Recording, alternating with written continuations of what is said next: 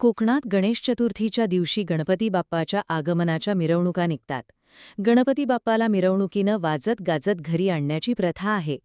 कोकणात सगळीकडे ग्रामीण व शहरी भागात पारंपरिक ढोल ताशांच्या गजरात या आगमन मिरवणुकींना सुरुवात झालीय. लहानांपासून थोरांपर्यंत सारेच मोठ्या उत्साहात या आगमन मिरवणुकीत सहभागी झालेत. गणपती बाप्पा मोरया अशा जयघोषाने संपूर्ण पाली सुधागड, रायगड, कोकण व महाराष्ट्र दुमदुमून निघालाय. रायगडात आज 1,02,484 गणेश मूर्तींची प्राणप्रतिष्ठापना होणार आहे. त्यात 286 सार्वजनिक मंडळाच्या दिमाखदार मंडळातील बाप्पा आणि तब्बल 1,02,186 खाजगी गणेश मूर्तींचा समावेश आहे. पाचव्या दिवशी 16,175 गौरींचा मुक्काम गणेशभक्तांच्या घरी असणार आहे. बाप्पाच्या आगमनासाठी आतुरलेली प्रत्येक वाडीघर आता सजलंय. सर्वत्रच उत्साह व जल्लोष पाहावयास मिळतोय.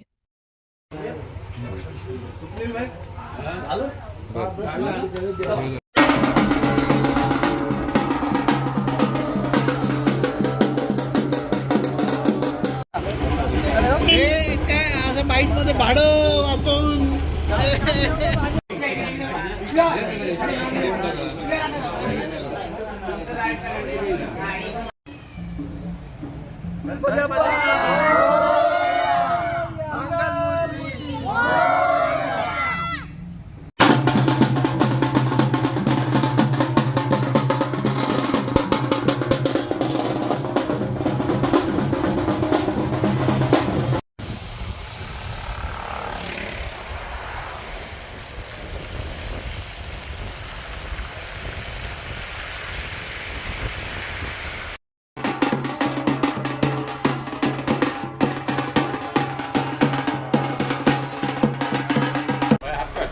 काय सांगाल? आज संपूर्ण कोकणामध्ये आनंददायी वातावरण आहे, उत्साही वातावरण आहे. गणरायाचं आज आगमन होत आहे. काय आपली प्रतिक्रिया आहे?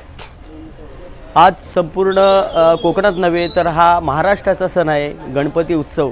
आणि हा महाराष्ट्राचा जरी सण असला, आपल्या मराठी संस्कृतीचा सण आहे, आणि हा जरी आपल्या संस्कृतीचा सण असला तरी कोकणात या सणाचं खूप अनन्यसाधारण असं महत्त्व आहे.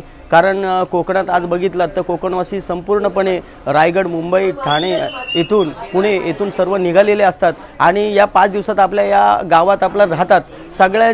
सगळी माणसं एकमेकांना आनंदाने या गणपती सणाच्या निमित्ताने सगळी माणसं 10 दिवस एकत्र मिळतात, एकमेकांचे सुखदुःख जाणून घेतात आणि अतिशय जल्लोषात या गणरायाचं पूजा अर्चा आरत्या सगळं वातावरण घरी गोडधोड असतं. आणि असे 10 दिवस या उत्साहात कधी निघून जातात हे कळत नाही. लोकमान्य टिळकांनी ज्यावेळी या गणेशोत्सवाची सुरुवात केलेली होती त्यावेळी त्यांचा हाच मुख्य उद्देश होता की आपल्या भारताच्या या भारतीयांच्यात कुठेतरी इंग्रजांच्या विरोधात असंतोषाच्या ह्याच्यात निर्माण व्हावा, त्यासाठी ठिकठिकाणी जाणीव जागृती करण्यासाठी त्यांनी प्रयत्न केले होते. आणि त्याचं रूपांतर हे आज आपल्या ह्या सार्वजनिक गणपती उत्सवाबरोबर हे घरगुती गणेशोत्सवात ते झालेलं आहे. आणि याची आज आपण सगळी प्रचिती आपण या ठिकाणी बघतो आहोत.